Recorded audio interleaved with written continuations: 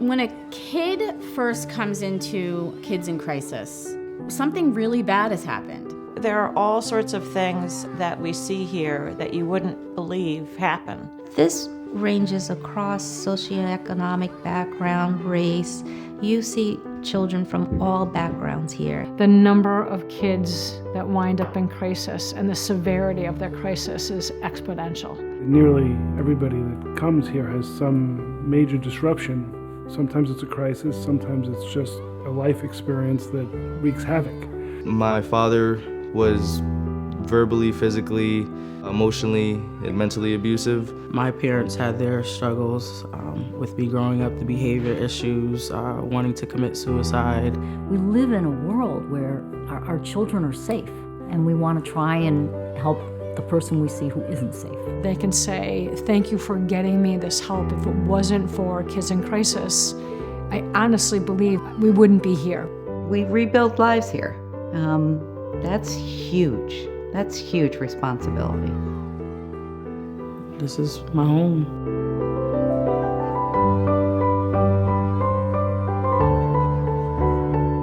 We can see the difference we make in a kid's life. And I don't think there's a lot of people in this world that can go around saying, I'm a part of something that saved a child's life. And everybody involved with Kids in Crisis can say that. When kids are staying with us, we are everything to them. We wake them up in the morning, we put them to bed at night, we greet them after school, we take them to the dentist, we nurse them if they have an injury. It's the first time they've maybe had 3 meals a day. It's the first time they've had no one yelling at them. It's the first time they're able to sleep in a bed with clean sheets, or even sleep in a bed. These are things most people take for granted because it happens in their household. It doesn't happen in for many of these children. And that's a big deal. So kids come into Kids in Crisis feeling a whole bunch of stuff, but they're feeling something, even if they don't want to show that to us. Something in this place brings it out of you. Like, you literally want to talk to someone. When you see everybody laughing and having a good time, like, something in you just wants to, like, start talking to people, whoever that may be, and just, it literally, it's like they pull it out of you without doing anything. These kids are allowed to be kids for the first time in their life. We try to develop a path for the children to feel safer, feel more secure. And that's, I think, what we really stress. We say, no, that's not something you have to worry about. That's our job. Your job is to be a kid. It's an intimate setting because it's a home-like environment.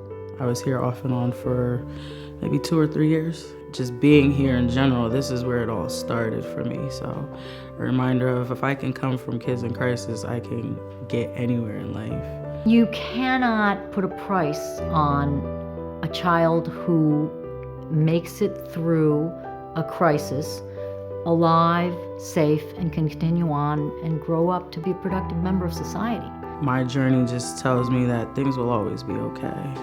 To never give up, to keep going. It could be worse. I remind myself every day, what I've been through is not what makes me who I am now, but it encourages me to be a better person. Any one of us could need help. Any one of us could face a crisis or a trauma. And if it happens to me, I don't want to feel alone. I think it makes everyone at Kids in Crisis work all the harder because we see who we're protecting, we see who we're trying to help. It really does kind of feel like angels come down and help families kind of get everybody back on track. It's pretty powerful. We have to care for these kids. Because if you don't care for them, then where do you start caring? If we can help one family, that's a success. I do get emotional. Because this is what all of us social workers, psychologists, this is what we want to do. Help kids. It would be such a travesty if the community did not have Kids in Crisis. And these kids, thousands of kids who come in here, wouldn't be able to begin their new lives again without us. And I think that is just devastating for not only the children, but the community. We can't worry that we won't have a bed for a child tomorrow. So we need to secure the sustainability of this organization so that kids 2 months, 2 years, 20 years down the road know that there's a place they can turn to for help and families can reach out to us. It is a house of hope. You come here and you're down and out, your family's going through their issues, but you leave with hope.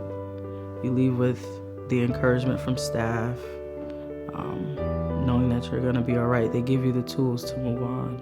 So you definitely leave here with hope. Come in hopeless, but you leave with hope.